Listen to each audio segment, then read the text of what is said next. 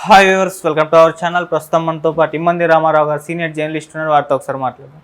Sir నమస్కారం. Sir నమస్తే బాబు. Sir కల్కి మూవీ మరి వాళ్ళ ప్రేక్షకుల ముందుకు వచ్చి బ్లాక్ బస్టర్ విజయాన్ని అయితే సాధించడం చూస్తున్నాం సార్. అన్ని దిక్కుల నుంచి కూడా అప్లాజ్ అయితే వస్తున్నాయి సార్. అయితే ఇప్పుడు లేటెస్ట్గా ఈ సినిమా చూసిన రాజమౌళి గారు రియాక్ట్ అయ్యారని చెప్పేసి, ఆయన కూడా విషెస్ తెలియజేస్తారని చెప్పేసి అంటున్నారు. మరి సినిమా చూసి దర్శకధీరుడు రాజమౌళి గారు ఏ విధంగా రెస్పాండ్ అయ్యారు, ఆయన రివ్యూ ఏంటి సార్ ఈ సినిమా పైన? ఇది నా ఉద్దేశంలో రాజమౌళి టెక్నాలజీతో సినిమా చేసేవాళ్ళు ఇంతవరకు నా దృష్టిలో పడలేదు. చెప్పా కదా, రాజమౌళిని తలపింపజేసే సినిమా అవుతుందని చెప్పాను నేను. ఇంతవరకు రాజమౌళి దరిదాపులకి ఎవరు వెళ్ళలేదు. అబ్బాయి ఆయన సెపరేటు అని చెప్పేశారు, కానీ ఆయన స్కూల్లో వెళ్తున్నాడు నాగశ్విన్. అందుకని అంతగా నేను అభినందించడానికి కారణం నాగశ్విన్ని.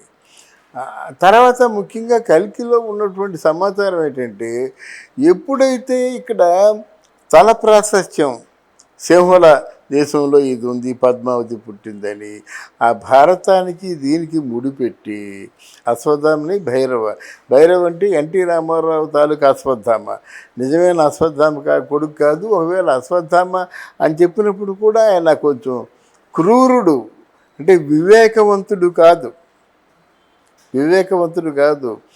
పేద భారీ సభ జరుగుతుండగా కృష్ణుడిని అవమానించినందుకు కర్ణుడి మీదకి వెళ్ళిపోతాడు, చంపేస్తానని చెప్పేసి. అటువంటి ఆవేశపరుడు మాట. ఇలాంటి క్యారెక్టర్లు పేరు పెట్టి కథని తమాషాగా అల్లాడు. ఇప్పుడు నేను ఒక చిన్న పెద్ద రచయితగా నేను చెప్పేది ఏంటంటే, కథ అల్లికలో చాలా బాగా కష్టపడబట్టి ఆ సినిమా చూసిన వాళ్ళకి ఏంటంటే, ముందు దాన్ని జీర్ణించుకోవడం కష్టం అయినప్పుడు కూడా ఏదో జరిగిపోతుంది, ఏ ప్రపంచంలో చూస్తున్నాము, ఏదో వైభవంగా ఉంది అని అనుకుంటారు, కానీ ఎక్కడ బోరు కొడుతున్న ఫీలింగ్ ఉండదు. ఆయన తెలివితేటలు సెకండ్ హాఫ్ మాత్రం చాలా బాగా చేయడం వల్ల లాస్ట్ బట్ 30 minutes అంటారు కదా, ఏ సినిమాకైనా లాస్ట్ బట్ 30 minutes లైఫ్ ఇస్తుంది అన్నమాట. అందువల్ల రాజమౌళి కూడా నిజంగా అంత పెద్ద డైరెక్టర్ అయి ఉండి ఈయనకి ఇనీషియల్ ఎర్లీ డేస్ అయినప్పుడు కూడా ఈయన్ని అభినందించడం మాత్రం ఆయన సంస్కారానికి దోహారు. డెఫినెట్గా ఆయన సంస్కారం అదే కదండి. పెద్దవాళ్ళు మాట చెప్తే ఆత్మస్థైర్యం వస్తుంది నాగశ్వరికి. ఆ తర్వాత ఇంతకంటే గొప్ప సినిమాలు చేయగలడు. మొదటి ఇట్ ఈజ్ అన్ ఎక్స్పెరిమెంట్ చేయడానికి ఎవరికి కూడా ధైర్యం లేదు. Because it is being produced by Ashwini Dutt, Vyjayanthi productions. ఆయన దమ్మున్న ప్రొడ్యూసర్ కనుక అందరూ సీదా సినిమాలు తీస్తున్నప్పుడు ఆయన భారీ బడ్జెట్ సినిమాలు తీసేవాడు అన్నమాట. అలవాటు ఎప్పుడు ఉంది. ఆ భారీ బడ్జెట్ సినిమాలు తీస్తేనే అశ్విని దత్తు హ్యాపీగా ఉంటాడు. ఆ రోజుల్లో రామానాయుడు, అశ్విని దత్తు వీళ్ళందరూ కూడా సమంగా, అంటే సమస్థాయిలో సినిమాలు తీసేవాళ్ళు. రామానాయుడికి ఏమి తక్కువ కాదు. రామానాయుడు బడ్జెట్ ఎంత అనుకుంటాడు, అశ్విని దత్ అంత అనుకోడు. ఇప్పుడు ఫర్ ఎగ్జాంపుల్ జగదేవి వీరుడు, అతిలో సుందరి ఆ బడ్జెట్ ముందు అనుకుంది కాదు, అనుకున్న దానికంటే ఎక్కువైంది. అదే రామానాయుడు అయితే కొంచెం జాగ్రత్తగా ఆలోచిస్తాడు అన్నమాట. ఎప్పుడు కంట్రోల్డ్గా ఉంటారు. ఈ కంట్రోల్డ్గా ఉండు ఆయనకి ఒకటే కదా మరి వచ్చింది సినిమా. జగదేక వీరుడు, అతిలోక సుందరి అనే సినిమా ఒకటే వచ్చింది. తర్వాత ఆ సినిమా స్థాయిలో ఇంకెవరూ సినిమా తీయలేదు కదా.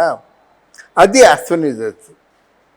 మరి ఆ తాలూకా బ్యానరు తాలూకా స్థాయిని ఎక్కడ కూడా ఆయన పాడు చేయకుండా నిలబెట్టాడు.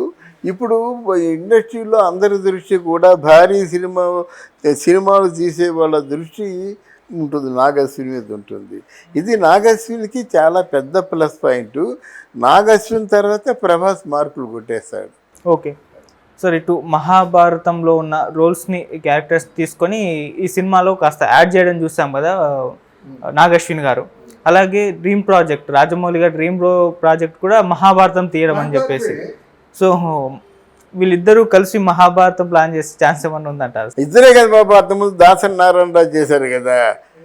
ఇప్పుడు దాని పేరు కొటకటాల రుద్రయ్య మహాభారతమే, కర్ణుడును కుంతిని, అలాగే ఎన్ని ఉన్నాయి. కలియుగ మహాభారతమే, మనూరు పాండవులు మహాభారతమే. అలాగమాట మహాభారతానికి రిలవెంట్గా ఉన్న సబ్జెక్టులు ఏదైనా సూపర్ హిట్టే. అదే చేశాడు ఈయన. అందువల్ల తెలివైన పని చేశాడు. డెఫినెట్గా మనం తెలుగువాడైనందుకు మనం గర్వపడతాం అన్నమాట. సార్ ఇప్పుడు కల్కి సినిమా చూసిన తర్వాత చాలామంది అభిమానులు రాజమౌళి గారికి కాంపిటీషన్ ఇచ్చే డైరెక్టర్ కూడా దొరికాడు అని చెప్పేసి కొన్ని కామెంట్స్ ఈ విధంగా పెట్టడం చూస్తున్నాం. మరి దీనిపై మీ ఒపీనియన్ సార్? అది మనం అనకూడదండి. ఇప్పుడు ఎందుకంటే ఆయన సిద్ధహస్తుడు. అంటే మొదటి సినిమా నుంచి ఇవాళ వరకు 10 ఎన్నో సినిమాలు తీశాడు కదా. ఆ 10 సినిమాలు సూపర్ హిట్ చేసినటువంటి డైరెక్టర్ ఎక్కడ? ఈ రెండో సినిమాతోనే ఒక నిర్ణయానికి రాలేం కదా. ఆయనతో పోలిస్తే కష్టంగా ఉంటుంది కదా. ఇప్పుడు ఎవరో వచ్చి ఇప్పుడు మన ప్రభాస్తో మరి విజయ్ దేవరకొండ ప్రభాస్ లాగే ఉంటాడు. ఆ ఎత్తు we cannot compare Vijay Devarakonda with Prabhas కదా. అలాగే మొత్తం రాజమౌళిని తలపింపజేసే విధంగా సినిమా ఉందని చెప్పాం, మరపింపజేసే విధంగా ఉందని చెప్పలేదు కదా. ఈయన పోటీ కాదు కదా, ఈయన పోటీ కాదు. ఇప్పుడు నాగశ్విన్ మహాభారతం తీసేయగలడా? ఈయన మీద ఎవరైనా 1000 కోట్లు ఖర్చు పెట్టగలడా? అందువల్ల ఆ పోటీకి తప్పు అంటాను. అలాగే ఇంకొక రైవల్రీ కూడా సార్, ఇప్పుడు కల్కి మూవీ వచ్చింది కదా, ఇది బాహుబలి 2 రికార్డులను బ్రేక్ చేస్తుందా, అసలు ఎంతవరకు కలెక్ట్ చేస్తుందని ఒక డిబేట్ కూడా సోషల్ మీడియాలో రన్ అవుతుంది సార్. దీనిపైన మీ ఒపీనియన్, ఎంతవరకు కలెక్ట్ చేయొచ్చు అంటారు? ఇక్కడ ఒక క్లియర్గా చెప్పింది ఏంటంటే, అది బాహుబలిలో కథ విజువల్ వండర్సే కాదు, కథలో కూడా సన్నివేశ పరంగా మహాభారతాన్ని గుర్తు చేసే సన్నివేశాలు ఉన్నాయి. తర్వాత హీరో క్యారెక్టర్ని ఏం చేశారంటే చాలా మధురంగా మలుచుకున్నారు. అది ఇప్పుడు పచ్చబుట్టేసిన పాట ఉందనుకోండి, ఒక రెబల్ లేడీ, ఒక ఇది అటవిక యువతి ప్రేమలో పడితే ఎంత ఘాటుగా ప్రేమలో పడుతుంది. తర్వాత ఆ సన్నివేశాల పరంగా ఏ సన్నివేశానికి ఆ సన్నివేశమే హైస్లో ఉంది. దీంట్లో మెలో డ్రామాలు ఉండవు, దాంట్లో మెలో డ్రామా ఉంటుంది. ఇప్పుడు ఆవిడ ఉంది కదా మన అనుష్క, ఆ పొలంలో ఏరుకోవడం, ఆ పొలంలో పెట్టి ఆ విలన్ని చంపేద్దాం అనుకోవడం.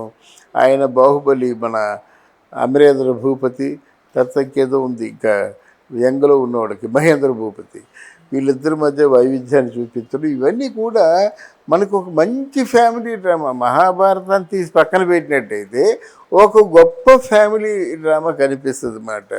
అక్కడ ఏంటంటే మనకి కళ్ళల్లో తడి కనిపిస్తుంది. ఇది అలా కాదు, ఊపిరి బిగుసుకొని చూస్తున్నమాట. ఎంత బాగుంది, ఎంత బాగుంది, ఇది ఎక్కడ తీసిపోతారు కదా అని చూస్తున్నాం. చూస్తే మొత్తానికి కథ ఒకటి కాదు, ఈ కథ 2 అని చెప్పాడు.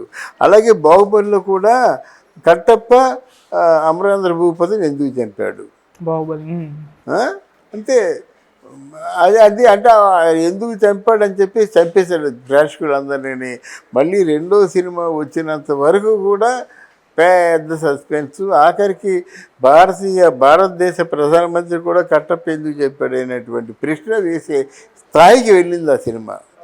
ఇది వేరు. అదో మంచి మెలో డ్రామా, మధురంగా ఉంటుంది, మంచి ఫీల్ ఉంది ఆ సినిమాలో. ఈ సినిమాలో ఫీల్ ఉంది కానీ నాన్ కంపేర్ టు బాహుబలి కాదు.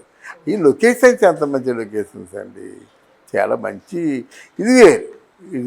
ఓకే, అంటే సార్ ఇప్పుడున్న హైప్ ప్రకారం చూస్తే మరి కలెక్షన్స్ అన్న ఆ మేరకు చేరొచ్చు అంటారా? బాహుబలితో కంపేర్ చేయలేమండి కలెక్షన్స్ చెప్తున్నాను కదా. బాహుబలి 1500-1800 కోట్లు అది చేరింది, ఇది అలా చేరదా? 1000 కోట్లు చేయొచ్చు, ఇంటర్నేషనల్గా మంచి పేరు వస్తుంది, ప్రయత్నం సక్సెస్ఫుల్ అవుతుంది. ఎక్స్పెరిమెంట్లు ఎప్పుడు హిట్ అవ్వండి, హిట్ అయితే పట్టుకోలేమండి, పట్టుకున్నా దానికి ఒక పరిధి ఉంటుంది.